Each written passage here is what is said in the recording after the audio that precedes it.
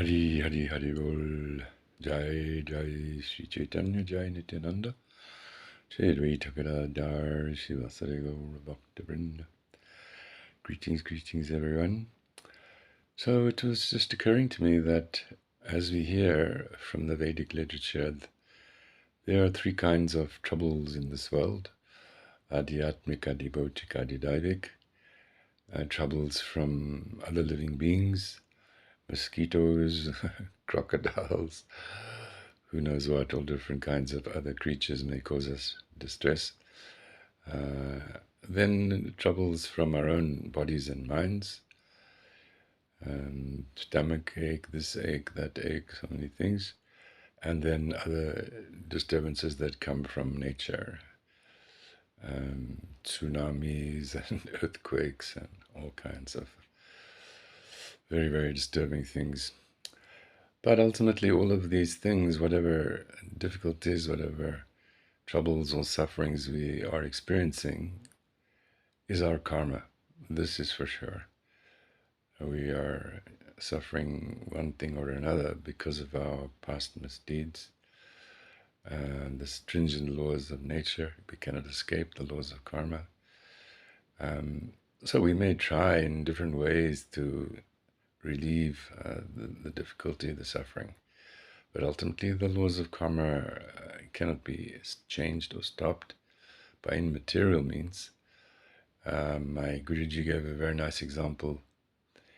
Just like somebody may enter a property, go onto the property of someone else, and a big dog comes and attacks him.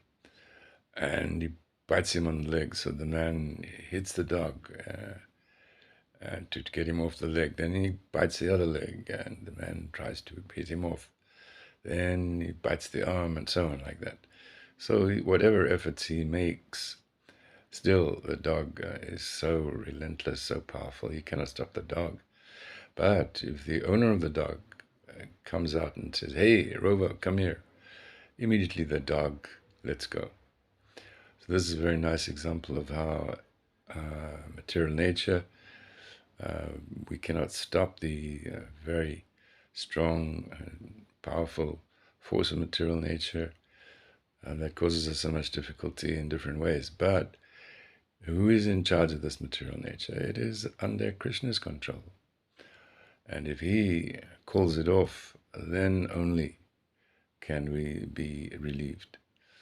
So we know that verse in Bhagavad Gita, Saradaman parichaja mamekam sharanam braja aham tam savapapebhyo mokshayishami ma shuchaha. Giving up all other conceptions of religious laws and duties, just surrender unto me. I will protect you from all sinful reaction. Do not fear. So Krishna is saying, yes, okay, you've got your karma. Due to your past misdeeds, you are, how can you say, you're due. This is your sentence to have this reaction. So nothing can change that, nothing material. In other words, we have some sickness, some disease, we may go to the best doctor, the best physician, etc., etc. But if the karma is there, we will not be able to stop it. But Sri Krishna can say, okay, you are excused, we wash clean the slate. He's taking away the reaction like that. So this is very practical understanding of how to get relief, not only in this lifetime, but eternal relief from all kinds of difficulties and suffering, is to surrender to Krishna. Of course, there's another verse in the Gita I was just sharing with my family. Bahunam janmanam ante gyanavan mam prapadyate vasudeva sarvamiti samahatma sudulabha. Krishna says, Bahunam janmanam ante, after many, many births, Bahunam janmanam ante gyanavan mam prapadyate. One who is gyanavan, one who is wise, what does he do? He surrenders unto Krishna. Bahunam janmanam ante gyanavan mam prapadyate vasudeva saram iti. He knows that Krishna is the source of everything.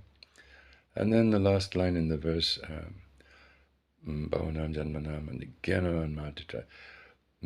Samahatma Sadulabha. Someone who does this, who is wise, who surrenders to Krishna, is Mahatma, a great soul, and Sadulabha, very rare. So surrender to Krishna is not something insignificant, something superficial. It is a very, very, how would you say, rare thing to do, especially in Kali Yuga, to actually become a surrendered soul to Sri Krishna. And of course, that can happen by the grace of Sri Guru, who comes and helps us make the surrender, encourage us to chant, convinces us in so many ways that yes, this Bhakti Yoga is the real life that we have been looking for.